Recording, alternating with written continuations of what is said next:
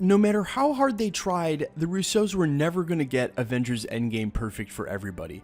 Too wide a fan base, too many character arcs, heck, too much source material, and no matter who you are out there, not only did the Russos have to live up to your expectation for Avengers Endgame, but the entire world's expectation for what's shaping up to be not only the biggest movie of all time, but the punctuation mark on the unprecedented, decade-long three-phase Marvel Cinematic Universe. Okay, have we been gracious enough? Marvel, what the f*** did you do to the Hulk?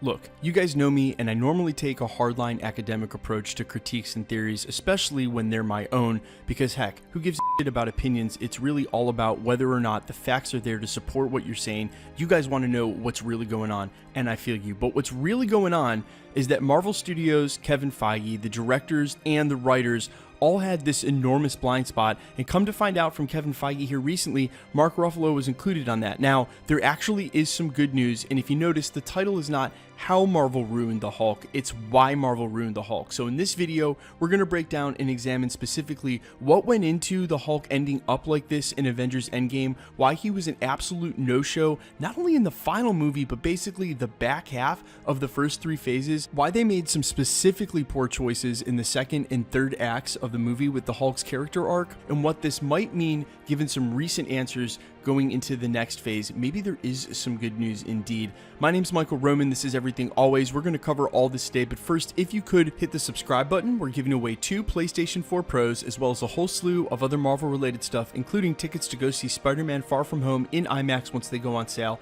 All you have to do, hit the subscribe button, then hit the notification bell, leave a like and a comment on this video, and if you want, stick around to the end of the video. I'll get into all the giveaway stuff again there. So first things first, and just a little framework, we all went into Avengers Endgame with some expectation of what was going to happen, especially if you follow YouTube channels like mine. We offered up enough theories basically to piece the movie together if you chose the right ones, and a lot of people suspected, myself included, that Hulk would have some sort of grand outro, that they opened up Infinity War with Hulk losing to Thanos so that they could close out Endgame with Hulk defeating him in a perfect circular storytelling scenario. However, that wasn't to be. The writers decided to give some other choices to the Hulk. Now, it wasn't that they snubbed the Hulk completely. He actually had 2 or 3 great moments during this movie and played a different role for Avengers Endgame than we wanted, but the blind spot shows up in the form of not understanding the Hulk character and what the fans specifically wanted for him. Guys, I'll be the first to admit, when I started my YouTube channel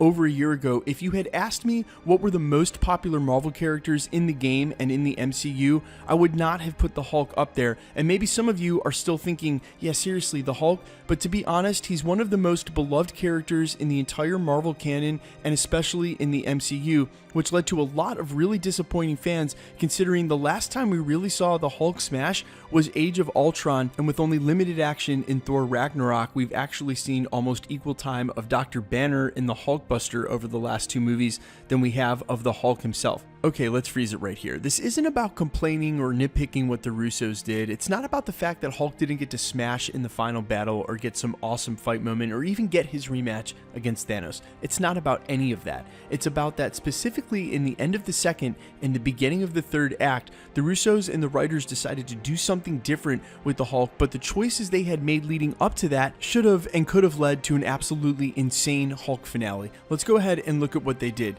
Now, you'll notice in the beginning of the first and leading into the second act, they never explored how Dr. Banner became Professor Hulk in the first place or why he distanced himself from Nat, but it seems as though Nat is definitely going through it. She committed herself to her job instead of them having a fledgling romance. It's just never explored or discussed. Going into the second act, when they break up into teams, you definitely see a lot of the nostalgia in the relationship between Barton and Romanoff re-examined, but what we don't get is the sort of emotional reaction and anger we expect from Hulk when he finds out that Nat is gone. Now, we learned back in Avengers 1 that Dr. Banner is, and I quote, always angry, and certainly now that he's merged with the Hulk, it's not the Hulk's temperament that's holding him back. The writers and the Russos missed an excellent opportunity to up the ante as far as the Hulk's rage level and power level, but also, if you know from the comics, what led to him becoming Worldbreaker Hulk, one of the highest levels of his power was the death of his wife. If they had spent only a couple more scenes and moments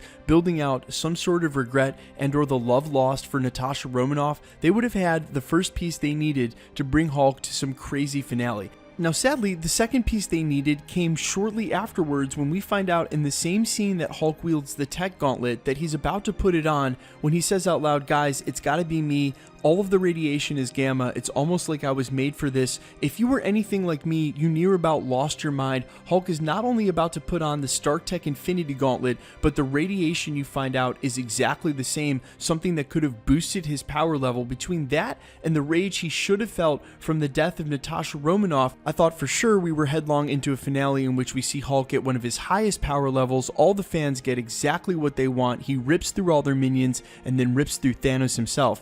Now instead, the next decision they make after giving Hulk the moment of snapping everybody back is to have him holding up the base of the Avengers headquarters after Thanos has bombed the whole thing. Now this is exactly from the cover of a comic book, and I'm sure a lot of you guys saw that in Easter egg videos, and he does save the lives of Rocket and War Machine with the help of Giant/Ant-Man. The thing is though, is that during the battle after he arrives, he does almost nothing. The only moment we get of Hulk is some quick dialogue between him and Captain America saying, "Hey, we've actually got to return the stones to whence they came, not just get them as far away as possible," which is what Cap had just told Ronan. Here's the thing, why? They could have invested any amount of seconds and minutes in a 3-hour and 2-minute film to give Hulk some smash time on screen. Yeah, okay, he wasn't going to be Worldbreaker Hulk. Yeah, okay, he didn't get to square off against Thanos. Yeah, okay, you had him holding up the Avengers headquarters while Captain America, Iron Man, and Thor did all of the heavy lifting in the battle. Yeah, okay, he's not got a lot of screen time, but can we give him some smash? They went ahead and showed everybody doing their thing, but then didn't really show the Hulk doing his thing at all. He just throws a guy off. That's it. That's the entirety of the Hulk's battle scene during Avengers Endgame. Now, as I said in the prologue, the name of this video is actually Why Marvel Ruined the Hulk, not How Marvel Ruined the Hulk, because the how is obvious. Even though we spent a couple minutes breaking down some missed opportunities, the why has got to be a specific reason. Now, I offered at the end of Infinity War, and still would like to stick to, it's probably got something to do with a blind spot on behalf of Marvel Studios, the writers, the Russos, Kevin Feige, maybe not realizing how much the Hulk meant to the fans and how we really wanted to see him in a rematch here in Avengers Endgame, but maybe it's a little bit deeper than that. Perhaps something like the Captain Marvel syndrome is at play if they gave Hulk some sort of Worldbreaker Hulk power level. If we saw him on one of those power levels where he could wipe through everybody, then what is the rest of the Avengers? If you have someone who's so OP that they don't need everybody else, it kind of downplays the team aspect of it. And of course, in this Avengers Assemble moment, they didn't want to do just that. And of course, along the same line of thinking is the cliche, not everyone can be a hero, totally pun intended, as in Avengers Endgame, literally everybody was the hero, but you can only have so many moments, only so many people can make a sacrifice, only so many people can kill Thanos. Shoot, even Thor killed Thanos in this just at the beginning of the movie. Both Nat and Iron Man got to make a sacrifice. Different people had to play different roles. They couldn't have had Hulk also be Worldbreaker Hulk in this movie. But really, I think the reason has a lot to do with why we didn't see the end and or resolution of Thor's arc, and this is where the good news I spoke about at the beginning of the video comes into play. We know that Thor, Chris Hemsworth, already extended his contract for the future phases and will be coming back for Guardians of the Galaxy 3 based on how Avengers Endgame ended, and possibly this Thor 4 now starring Tessa Thompson ? But Hulk will as well. In a recent AMA on Reddit, where usually tight-lipped Kevin Feige wouldn't have said anything about this, said that we're still going to see some of the parts of Hulk, that they sat down with Mark Ruffalo and talked about where he wanted the character to go, and that we still have more to see in the coming phase. Like I said, as we branch into this cosmic Marvel universe, the power levels are going to expand exponentially. We still may have Galactus on the horizon. When you get to these sort of power levels, it's okay to go ahead and ramp Hulk all the way up. So what we all wanted in Avengers Endgame might make a lot more sense down the road in a cosmic event. Guys, let me know what you think. Is this possibly the reason why they didn't take Hulk in that sort of direction in Avengers Endgame? He would have been too OP, and they're going to use it down the road in a cosmic event. Do you you like that as an answer, or are you still upset and scorned that they didn't give the Hulk any sort of rematch, that they didn't give him any sort of redemption as a powerful character, and basically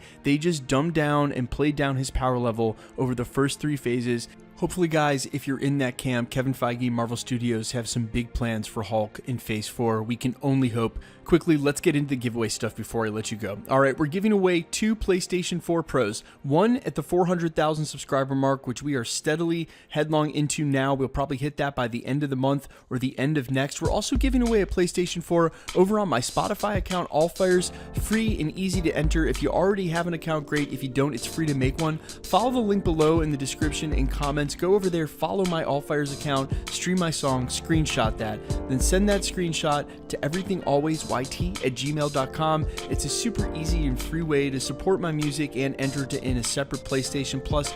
Far fewer people are going to do that than subscribe here at the channel, so it'll only up your odds. Also, we're giving away tickets to go see Avengers Endgame in IMAX on Sunday. That'll be the last pair for that while that's still in theaters. And then we'll be giving away tickets to go see Spider-Man Far From Home in IMAX once they go on sale. If you want to enter the PlayStation, the tickets, or any of the other prizes we'll be giving away here at the channel, all you have to do, hit the subscribe button, leave a like and a comment on the video, then hit the notification bell, because the more videos you like and comment on, the better chance you have of winning. My name's Michael Roman. This is Everything Always. Thanks for checking us out, guys, and stick around. We'll be posting again real soon.